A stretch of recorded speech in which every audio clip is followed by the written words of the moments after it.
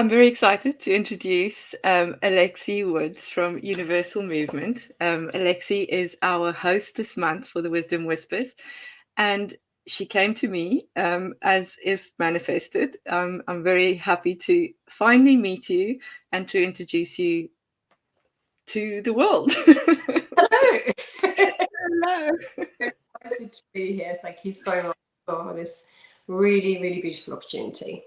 Oh, thank you. It was a LinkedIn message that popped into, or a connection request, or whatever you call it, that popped into my inbox as I was wondering what I was gonna. I was looking for someone to present something around trust, and my theme this month is trust is magic. And obviously that is kind of what you are working, or how I see what you do. Maybe not completely. You have universal movement. You have a background in movement, physical movement, as in dance. You started the London Dance Academy a while back, and then moved into your own space of universal movement. Tell me a little bit more about you, Alexe, and how you ended up in this magical world of universal movement. Sure. Okay. Small questions. Yes, I actually started many moons ago, a long, long time ago, co-founded London Dance Academy. And I was there for about 15 years. And I was very young when I started it. I was in my early 20s. And I found that even though, you're supposed to be the epitome of health for people and so on, I actually was drilling myself into the ground because I was teaching all hours of the day and night, running the business, had a lot of staff, a lot of studios, a lot going on, big lifestyle, and I was getting more and more burnt out. And when I became pregnant about 15 years after setting up the school, I feel like I needed to change. I kind of fell out of love of movement, in fact, because I was doing it so much. Yeah. So I took a break from there, and I decided, big decision, to leave my own creation, which was really hard to do at the time, as I'm sure. But moving on from there, that's when I actually kind of had a big shift in my life, not just, with my daughter. I also moved countries and decided that I needed to look for something else. So I started, because I was feeling quite burnt out, I actually discovered Yoga Nidra, which helped me enormously. And it helped me rejuvenate back my energy. And when I find something you love, you end up wanting to teach it and know about it. I'm one of those people. I also felt into learning about the chakras and became a chakra dance facilitator. So it's a totally different type of dance. So it was still movement. And that really helped me as well. And I started to notice that at different times of like the cycle or the month, I was more tired than other times. And this kept on repeating. And so I noticed this actually started to align with the moon phases. And I started to take note for about a year on this. And then I kind of fell down the rabbit hole of astrology. I discovered the moon signs, and I discovered medical astrology, and I started to link the areas of the body with emotions of the moon and the signs, and this just snowballed. And now that's how universal movement happened. It's been about 4 years now, and I feel ready to Yeah, that's amazing. I mean, Yoga Nidra, just for those who don't know what Yoga Nidra is, it's kind of combining all of that. I think maybe it's starting, I'm fascinated by the spiral concept. So it's kind of starting that spiral within, and it's doing that body scan, body check, and having I struggle to stay awake in Yoga Nidra at the moment. So it is kind of a yogic sleep. And it's very much connection with self. Am I on the right track on that? Yes, because you're going through the different koshas, the different layers of you, really, and you have control of that. But also, the nidra is helping your body actually relax. It's known as also like sleep yoga, if you like. And I just think it's such an amazing practice. It's for your nervous system. It can reboot your nervous system. It can help with trauma, deep down layers, emotional. baggage, all sorts of things. And I just find that fascinating. And to be able to mix that in with the moon phases and astrology is really where, you know, the magic happens for me. Yeah, and it's going from inside without, as within, with so without, which is each area of the body. So again, a bit like body astrology, going from top to toe. It's the same thing. You're taking people around different areas of the body, and they relax that area and feel the yoga nidra benefits afterwards. But it's got huge benefits. Yeah. And within Universal Movement, you have a membership, you have rituals that you do around the moon, and it's not just the full moon. I mean, I'm in love with the moon. I'm completely moonstruck. But the full moon, as it is today, full moon in Scorpio, which is a very powerful one as well. It's very transformational one today. So. Yes. But the new moon and the waxing moon and the waning moon and all those aspects of the moon is what you're bringing into Universal Movement. Exactly. So what I notice is being like, obviously certain times of the month we have more energy, and the times when we have very low energy. And as women, if we're trying to push ourselves day in, day out, which is what society is telling us to do, we just end up exhausting ourselves, obviously. But by following the moon phases, if you really do rest in, like, for instance, the dark and new moon, then that's the time you should be getting the most sleep and actually not doing anything really at all. And then when the full moon's there, you feel really energetic and you feel ready for that full moon. And that's when you can really be doing your HIIT workout and your, you know, your full on exercise, etc., around those 2 weeks. Yeah. But if you do push through, if you don't rest, you know, dark moon, new moon, then by the time the full moon's there and you're not getting your good night's sleep and so on, you are, you know, exhausted and burnt out. And this is how this kind of rolls. And this is what I'm really here, what I want to express to people is that there is a time for allowing that rest, allowing to let go, setting your intentions, putting them in action, movement, etc., and then letting them all go, you know, and cycle. And I find it fascinating and really helpful, and it's really helped me get over my burnout and or exhaustion, I should say. And yeah, it's something I feel every woman should know. Yes, every person. But I think, as you know, the feminine energy is much more nurturing, so we tend to give out more and not always nurture ourselves in this cycle, which causes a lot more exhaustion. Exactly. I do agree with you with that totally. I think we are giving so much all the time, and it's really important just to mark off in your calendar, okay, it's dark moon, full moon, those are the two times to be letting go and releasing and doing those meditation, doing that inner work. And it doesn't have to be complicated, it doesn't have to be, you know, we can do it in any way that you want to, journaling, etc., but bringing movement into your life at those points, you know. Dark moon, we do, for instance, we always do a yoga nidra, restorative work. Energy grows, like waxing moon, that's when you can start doing like Pilates and, you know, more kind of HIIT workouts, etc. And full moon, you really want to be releasing those emotions. And this is what I do, these relaxation classes, these relaxation rituals, to actually help women let go of this energy, understand it, and then feel ready for the next end of the cycle, you know, down, do lots of stretching, lots of yoga, and continue, you know. And you can bring in the moon signs with that, which is so interesting because the moon signs kind of rule our emotions as well. And there are days that you just feel off, or there are days that you feel amazing. And it's great to take note of those, like to actually look up, okay, what moon sign am I in? And you may see a pattern, you know, in there. But yes, all ideas. But it's a great way. This is your website, Universal Movement. You have. Do you do most of your things online? So it's kind of a global audience. Exactly. It's completely online.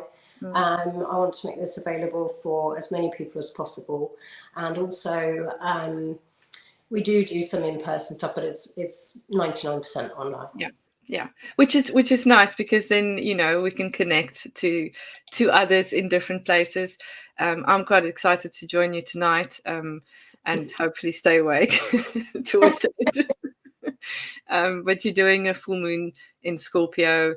I just had a quick read. You do quite a bit of a ritual, which I think is really something that we miss in society often and a lot. You know, to focus on these rituals. It binds us not just to ourselves, but also to our connection to the universe, to each other, and to connect. Yes, certainly. And it's so nice to have these energies to connect to and understand that it can bring us, you know, so much just by, for instance, I was discovering all this. I found like everything's really linked. Like, for instance, a moon sign will be linked to a chakra. It will also be linked to an element, to a planet. And with that information, we can make a really beautiful practice. And that's really what universal movement is, because it's helping align all these things and giving you the tools to actually, or, you know, doing the actual ritual that you can come and join and just appreciate and sit back. Yeah, which is wonderful. I mean, there is so much, and I love seeking out these things as to how the patterns kind of overlap with, you know, myths. There is elements. The elements are also very interesting as we look at the skies. How myth, you know, attracts us or connects these almost archetypes that these planets or movement of planets have for us individually. Like this month was absolutely insane for me around astrological movement. Chiron, who's the wounded healer, was very active this month. So kind of looking at, it's not me going crazy, but it's me within this bigger movement of the world. And all this going on. Yeah, it's fascinating, because once you kind of start to actually live kind of cyclically and align to these things, then you're totally aware. You can take things more in your stride. You know, you can be like, right, I can embrace this energy, and you know, instead of fighting against the waves, if you like. So, and this is what it's about, and we are trying to implement that in different nice ways of movement and meditation and special guests, etc. Just touching on that as well, like, I think the big kind of breakthrough moment for me was like discovering medical astrology and discovering body astrology, because actually bring that into your self-care practice, either with the moon signs, you know, days, or each month. So I think what a lot of people don't realize as well is every 2.5 days we're in a different moon phase, but also in a different moon sign, and that changes. It's never the same one throughout the 365 days of the year. So if you start in new moon Aries, the next month it will be, you know, waxing, then it will go 6 months later, it will be full, etc. And to be able to kind of do your workout or do, you know, your self-care around that is just a wonderful thing to be able to do, you know. For instance, Aries being ruler of the head, we can bring in different kind of self-care for Aries, you know, facial, haircut, etc. And then the following month is Taurus. So this month we're going to focus on the neck area. And I think what a lot of people don't realize is the body astrology just moves down the body until we reach the last sign, Pisces, ruler of the feet. Yeah. It means that you've got a full kind of overhaul throughout the year, you know, throughout a whole year, that we can just tap into doing self-care for those areas, and within 12 months, and you can repeat and, you know, tweak and improve. And I just love that, you know, I just love that on offer, and we can just feel like we're within a season, like really cyclical living. So I'm in.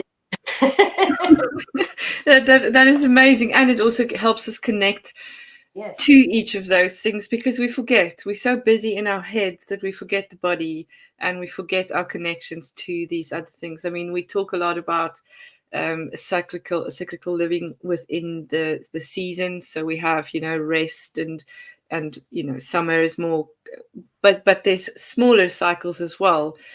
So that spiral, which I'm obsessed with at the moment, is constant, and it's small and it's big. So to connect with that is amazing.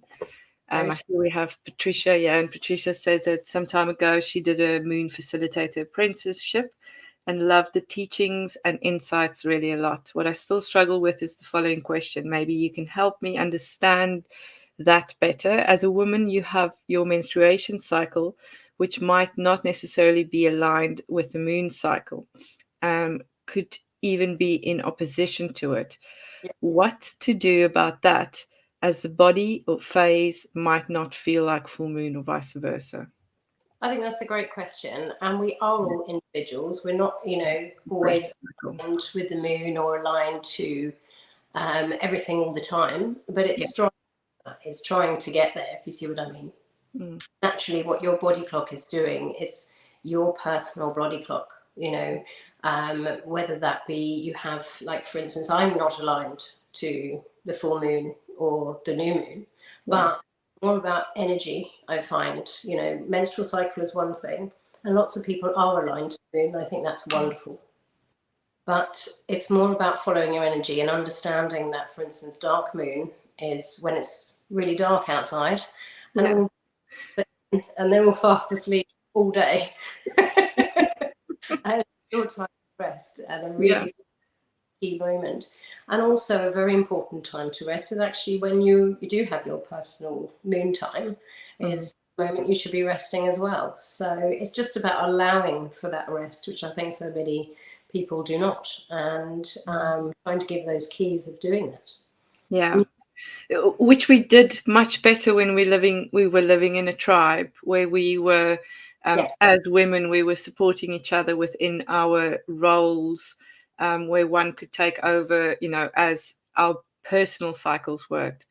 And as Suzanne is also saying, to respect your body cycle, which is so unique. This is the thing, we're all unique, and I think that, this is what is also fascinating about it all. We don't all align to certain things, but this is a way, it's a nice cycle to actually be able to pick up things. And I do think it helps, with our emotions. I do think it helps us understand how we can bring more self-care into our lives.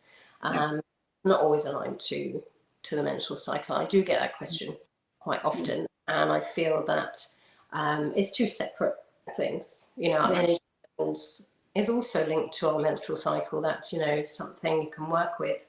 But when you come to like menopause and after that, I think following the moon is key, because that really shows you, actually, I don't have my menstrual cycle to work with. So I'm going to actually start to work with the moon, and I'm going to, this is my rest point, and this is when I'm full power. Let's go, Yeah, exactly. And Suzanne is also saying, it's the theory is that this was the wisdom. So when we lived in small communities, it seems well documented that there was always a smaller group of women who were menstruating on the new moon, where others would be on the full moon. And the theory is that this was the wisdom of the women's bodies, allowing the women to take care of each other. Thus, cycles couldn't be all aligned. There was an interesting book that I started reading. I'm still busy with it. It's called Do Less.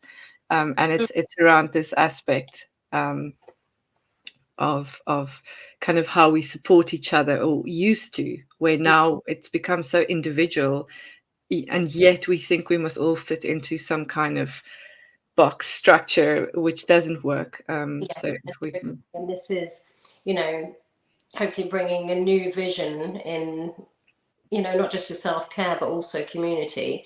I know that community is very powerful, and we have recently opened the doors to a community. So each of our programs are in there of different communities and so on. But yes, I feel that it's the way forward to support each other and to meet like-minded people, and to say, actually, you're allowed to take a day off, Yeah. or if not, take an evening off and go to bed early or whatever.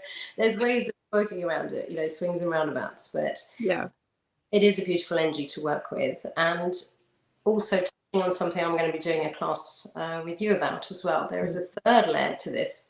So you can look at cyclical living with the moon, you can look at it with the sun, each doing the body astrology throughout do the whole body.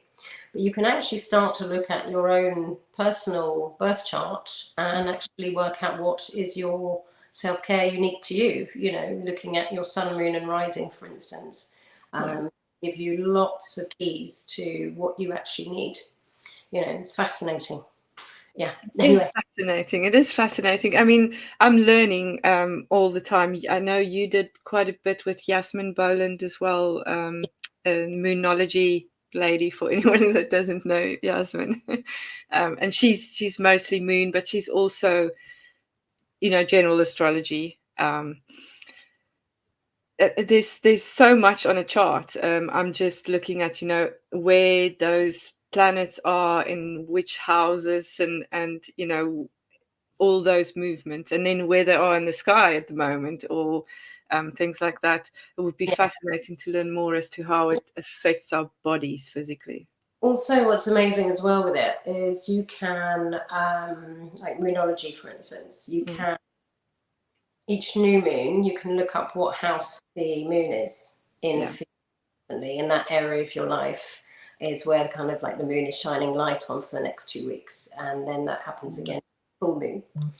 And that's how we can set our intentions and manifest and so on. And that is, a fascinating thing to work with, because you can really, go into each sector of your life. And that's what I love about Yasmin Boland's, the whole moonology thing is fascinating. Yes, this is slightly different. It is very different. It's bringing in, the energy factor. It's bringing movement. It's bringing in body astrology and trying to align these things with the chakras and the elements and understanding it all. But it's taken me a good few years to get my head around it. Yeah, and that is wisdom, isn't it? Wisdom and knowledge are two different things, but sometimes we need to simplify all the knowledge, because there's so much, and to make it yours and to kind of integrate it, and that's when we can start letting it go, almost with the moon and working with it. Totally. And I'm really looking forward to tonight. Tonight is really special because Scorpio is a real transformational energy. And I feel like we are kind of shedding to step into our new way of life, because, the last kind of eclipse cycle we had was in Scorpio and Taurus, and that is now kind of ended. And this full moon is kind of highlighting like that's the end of this. And now it's time to step into, who you are. But this is a really emotional one, I feel. Brought up a lot of emotions and kind of like the end of things that have kind of been happening the last couple of years for people. So and it's been such a month. I mean, we just had the conjunction as well. I'm just going to pop this link up. It would be really cool for you to join us tonight on this. I'm very excited. But it's also still in that energy of this conjunction, Jupiter and Uranus conjuncted on Saturday or Sunday morning in the UK. So that's also still going. as well. Yeah. What's going on right now? Yeah, it's still going to go on for a bit, I think. But this is still part of that, and letting go into this eclipse, which kind of then ended off the eclipse from October last year. So it's all very big in letting go and shining light on things. Our full moons are there to shine that light on kind of each area of your life that your moonology house would be sharing, if you like. So that's why it's always fascinating to look that up. And it's the sort of thing that we can tap into, and just be aware of. And being aware of these things makes those aha moments of like, oh, okay, this is why this is going on. I understand now. And it will be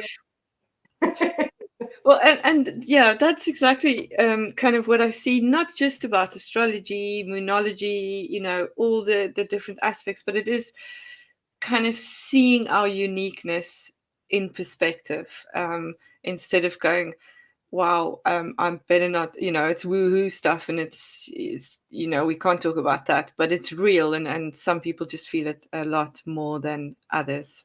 And this is also what I love about this kind of method of self-care, if you like, with each of the signs, the moon signs, or doing it as a monthly thing, because no matter where you are on your healing journey, or even if you're just not on a healing journey and want to just add self-care into your life, you know which area to kind of tap into for that cycle, and then you move on to the next and the next, and then the following year, when it comes after you've done a full year, the full body, then you actually restart, and you can see the benefits of the previous year, and you're working with the same energy but in a different way for yourself. And this is why it's so unique, because it can be for anybody at any part of, no matter where they are, whether they're healing or just looking for a different way, to feel more. Yeah. It's just going deeper and deeper. I mean, it isn't, and I think this is the magic of the, I don't want to call it a spiritual journey, a journey towards, is there is no end. There is no, oh, I've found it, I'm now perfectly, whatever. It is just going deeper and deeper and deeper. And the more you kind of live this way, the more you kind of start to understand the cycles as well, and start to just kind of naturally tap into things like, okay, it's that season, I'm going to go and book, myself to go and do this, or etc. So this is what I find fascinating about it. But yes, I can't wait for this evening. Me too. And I can't wait for Thursday. So Thursday, 4 p.m. UK time. You are in Europe, so that would be 5 p.m. your time, which is 4 p.m. 11 a.m. in the Eastern time. We have Alexe coming to the Wisdom Seekers, and she's going to come and tell us more about how we can integrate this, and the importance of cyclical living. She's also shared a nice downloadable, which I've added in there, and we can grow a little bit more in the understanding of all that. I'll show you like how to easily live with the moon phases, understand your energy, and then also we'll tap into just each kind of month and how you can bring more self-care into, say, for each star sign or each zodiac sign throughout the year. And also I'll show you how you can start to look at your personal unique self with your birth chart for your unique self. Is the best. Yeah, brilliant. Well, I'm very much looking forward to it. It's all around kind of this concept of trust, and I think we have been taught to trust things on the outside, and I think it's time to trust things more, bring it into ourselves, and understand and trust our own cycles. As Suzanne said earlier, what did she say? When she looks within, there's always answers there. Listening inward never never steers me wrong, which she's also very much in touch with that healing aspect to it. To your needs, what you need, Yeah. and using these intentions and embodiment and understanding that actually everything is kind of here already, so yeah, we are perfect as we are, and if we can kind of see how we fit into the bigger, I mean, we are affected by the moon, there's no doubt about it. We are mostly water. The moon affects how we move in the world, and it is empowering to connect to that wisdom. For sure. Yeah, it's been a real pleasure, and yes, I look forward to Thursday as well. Me too. Suzanne saying, loved this. Thank you, Michelle and Alexe. Thank you, Suzanne and Patricia, for joining us. Thank you, Alexe. It was amazing chatting to you, and I look forward to learning more from you tonight, on Thursday, and in the future. And maybe I can pull you back in here, and we can talk more about the moon. Thank you. Thanks.